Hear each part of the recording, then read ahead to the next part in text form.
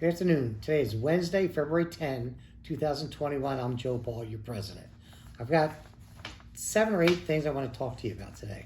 First of all, our local is still hovering at 40% of all the positive COVID cases in the Suncoast District, which is a lot. We've actually increased, I believe, 84 since my last report.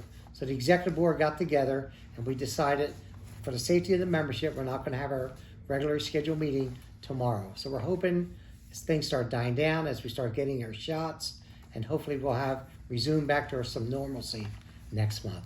But that's just for your safety. We have seen 330 conversions in the last 2.5 years, and we're going to see a lot more. Now I'm going to mention a little bit later about the 2 plants because of that MOU that was signed. We're going to have 23 conversions in the Seminole plant, 14 in the Orlando plant. We're also going to see several just on their own, with the regular ratio conversions and transfers. We're going to see those in many of the associate offices. So we're going to be up to 475 within a month. So that's positive news. The Families First Coronavirus Response Act, I mentioned last time, it's a federal law. It expired on December 31st. Now, there's still some things with the liberal leave policy, things like that, but you're not going to be able to get that 80 hours of emergency paid sick leave. And I'll reiterate from what I said before, last month, if you get positive COVID, say today, February 10th, and you bring in your note, you're going to be out on your own time.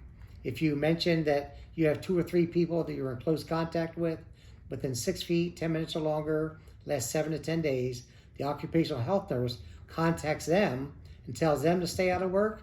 If they were contacted by them, they're out of work on admin leave. But the person that actually gets it isn't. I know it sounds a little strange, but that's just the federal law. The liberal leave policy has still been extended, so when you do call out, if you do have COVID-related symptoms, that's what you need to say. You have COVID-related symptoms, and you might be protected. Instead of being unscheduled, it will be marked as scheduled. And see, we just got something else that just came out, the Consumer Price Index, which is your cost of living.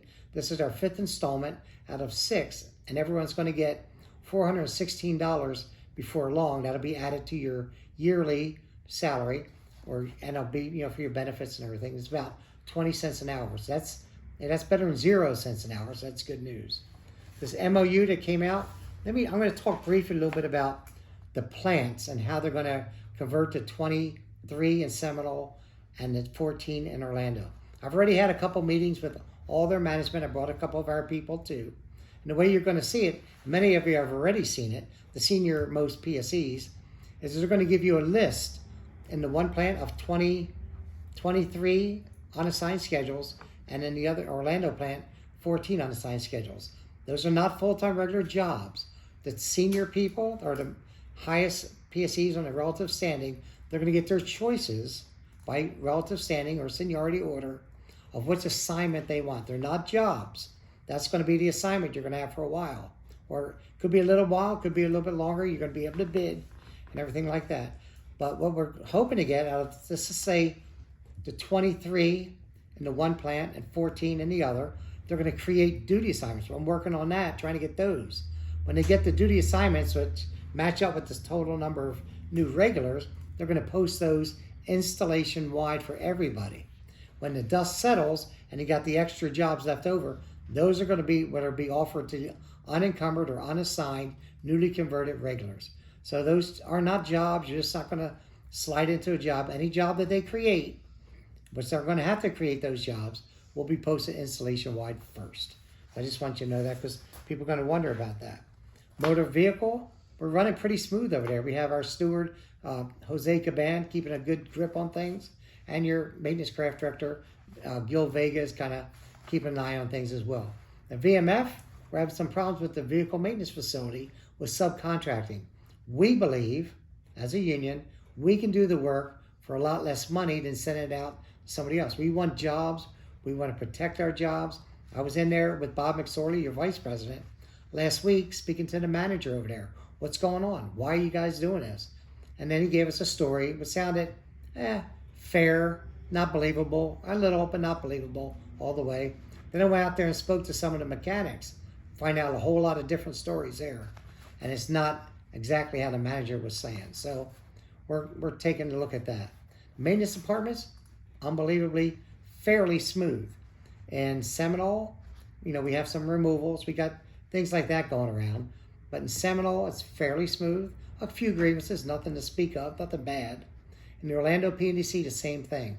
We still have problems, don't get me wrong, but we're dealing with most of those. Some of the things that management's doing is trying to do away with jobs and moving jobs. So we're ever ready for that. We're watching that, seeing what we can do for every instance that comes up. Most of our associate offices of 18s through 24s really are doing pretty good. Lakeland, Kissimmee, we have some problems there. There are some of our bigger AOs other than the plants. We have some jobs and short staffing everywhere, as you know, but we're trying to deal with that. I'm trying to think if there's anything else I wanted to talk to you about. Discipline, still rising. Another thing that we saw, it wasn't our craft, luckily, but there was a fist fight that broke out. Seriously? A UFC kind of fist fight on the workroom floor, punches, roundhouses. You're going to get fired. That happens. It's tough to keep a job when you're fist fighting at work. Now, I know you guys that I'm talking to, and girls and guys, and you guys don't do that. But make sure you don't. Don't yell and scream on the floor. Don't yell and fight with someone. Don't be aggressive. We have a lot of times where people are put out of work for less than that. We don't want you to be out of work and us trying to fight to get you back to work. So just kind of watch that a little bit.